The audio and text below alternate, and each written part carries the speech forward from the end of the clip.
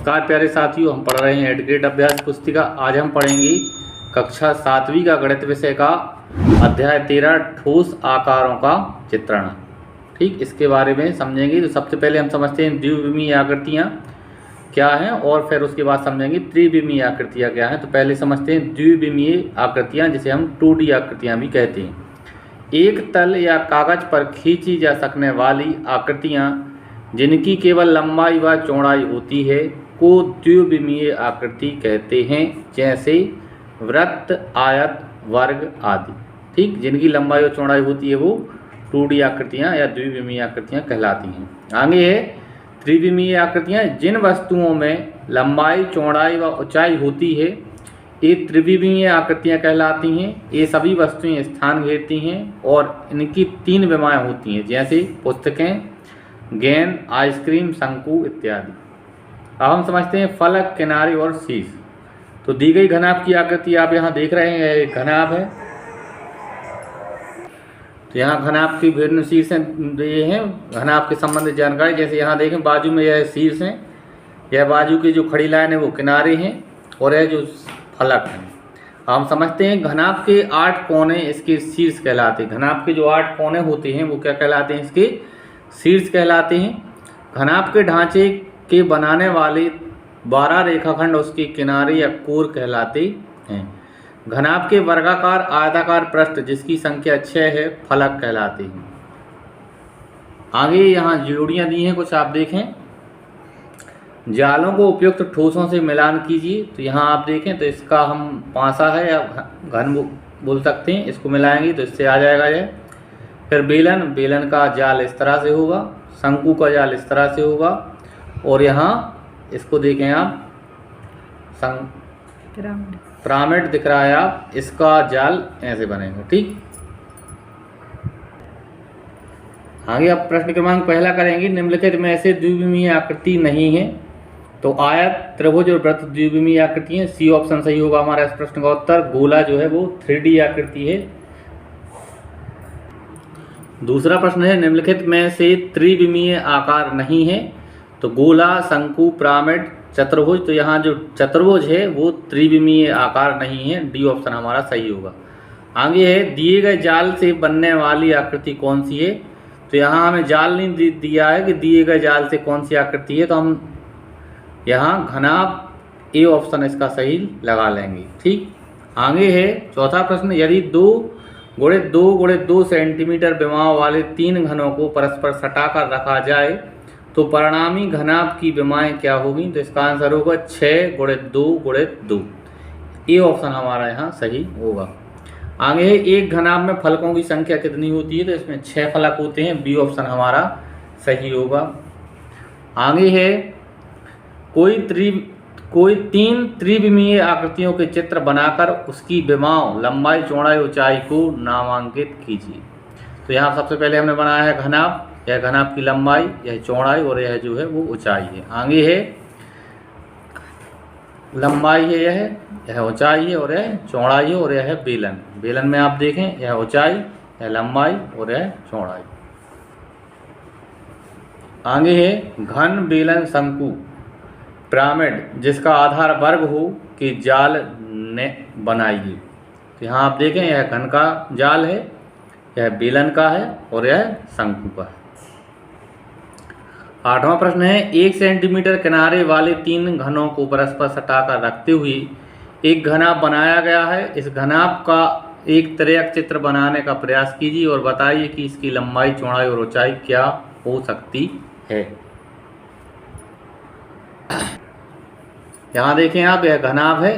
1 centimetre के 3 घनाभों को जोड़ा है तो उनकी लंबाई हो जाएगी 3 सेंटीमीटर। तो घनाभ की लंबाई हो गई 3 सेंटीमीटर और घनाभ की चौड़ाई रहेगी 1 सेंटीमीटर और ऊंचाई रहेगी 1 सेंटीमीटर। आगे है यदि 3 सेंटीमीटर गुणे 3 सेंटीमीटर गुणे 3 सेंटीमीटर विमा वाले 2 घनों को परस्पर सटाकर रख दिया जाए तो परिणामी घनाभ की विमाएँ क्या होगी। तो 2 घनाभ जो हैं उनको रखा गया है। तो यहाँ देखेंगे लंबाई हो जाएगी 3 + 3 यानी 6 सेंटीमीटर। चौड़ाई और ऊंचाई एक जैसी रहेगी। तो जब घनों को सटाकर रखा जाता है तो केवल लंबाई में वृद्धि होती है, ऊंचाई और चौड़ाई नहीं बदलती। अतः L = 3 + 3 = 6 सेंटीमीटर ऊंचाई h बराबर 3 सेंटीमीटर और चौड़ाई b बराबर 3 सेंटीमीटर। 10वां प्रश्न है, निम्न प्रश्नों के उत्तर दीजिए। क्या एक घन एक आयत के आकार की छाया दे सकता है? इसी में दूसरा प्रश्न है, क्या एक घन एक षट्भुज के आकार की छाया दे सकता है? तो उत्तर देखते हैं। पहले का है हाँ, एक घन एक आयत के आकार की छाया दे सकता है, यह बिल्कुल सही है। और दूसरे का आंसर है कि नहीं, एक घन जो है वो षट्भुज के आकार की छाया नहीं दे सकता। आगे 11वां प्रश्न है, प्रत्येक ठोस के लिए 3 दृश्य 1, 2, 3 दिए हैं। प्रत्येक ठोस के लिए संगत ऊपर के सामने के और पार्श्व दृश्यों की पहचान कीजिए। यहाँ आप देखें, जी सामने का दृश्य, जी ऊपर का है, जी पार्श्व दृश्य है। तो हमें इनकी पहचान करनी है। तो सामने ऊपर वाला दृश्य है, यह 1 नंबर का चित्र है। पीछे वाला 2 नंबर का पार्श्व है और सामने वाला जी 3 नंबर का है। आगे देखें, इस चित्र को देखते हैं हम। तो ऊपर वाला चित्र, यह पहले वाला चित्र जो है वो ऊपर वाला हिस्सा है। फिर पार्श्व वाला हिस्सा दूसरे नंबर वाले चित्र का है जी, और सामने वाले हिस्से को आप यहाँ देख सकते हैं। इस वाले चित्र को देखेंगे तो हम ऊपर से जब देखेंगे तो इस तरह से दिखेगा, 4 बॉक्स देखेंगे ऊपर से देखेंगे। सामने से देखेंगे तो 3 देखेंगे और बाजू से पार्श्व यानी बगल से देखेंगे तो यह चित्र हमें इस तरह से दिखेगा। तो पहला जो है वो पार्श्व है, दूसरा वाला चित्र सामने वाला है और चौथा जो है तीसरा जो है वो ऊपर वाला दृश्य होगा। आगे यहाँ देखें आप, इस चित्र में ये ऊपर का हिस्सा है, ये बाजू वाला है और यह सामने का है।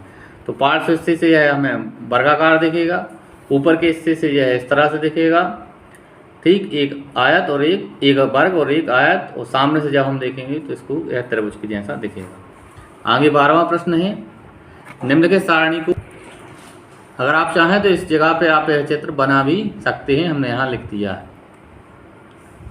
12वां प्रश्न है, निम्नलिखित सारणी को पूरा कीजिए। शीर्षक, फलक, किनारे।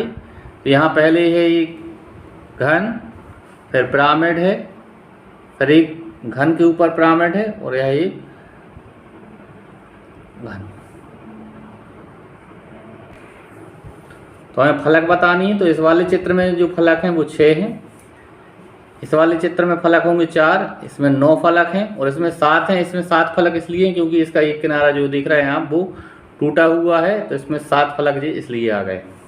आगे किनारे देखें तो इस वाले चित्र में 12 किनारे हैं, इसमें 6 किनारे होंगे, इसमें 16 किनारे हैं, इसमें 15 किनारे होंगी। शीर्ष, इसमें 8 शीर्ष हैं, इसमें 4 शीर्ष होंगी, इसमें 9 शीर्ष हैं और इसमें 10 शीर्ष होंगी।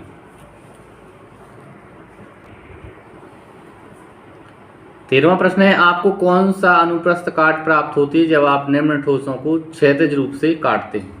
तो जब हम एक गेंद को क्षैतिज रूप से काटेंगे तो एक गेंद को क्षैतिज रूप से काटने पर वृत्त की अनुप्रस्थ काट प्राप्त होती है, यानी ऊपर से वो हमें वृत्त के जैसा दिखेगी बॉल। दूसरा है, एक बेलनाकार पाइप को काटेंगे तो एक बेलनाकार पाइप को क्षैतिज रूप से काटने पर वृत्त की अनुप्रस्थ काट प्राप्त होती है। 14वां प्रश्न है, किसी घनाभ की विमाएं 5 सेंटीमीटर, 3 सेंटीमीटर और 2 सेंटीमीटर है।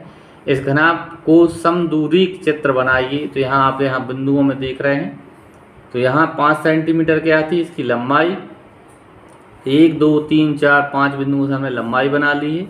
और 3 सेंटीमीटर, तो ये आप देख रहे हैं 1, 2, 3 और 2 सेंटीमीटर, 1, 2, ठीक, इस तरह से यह समदूरी चित्र बना है, आप देख सकते हैं।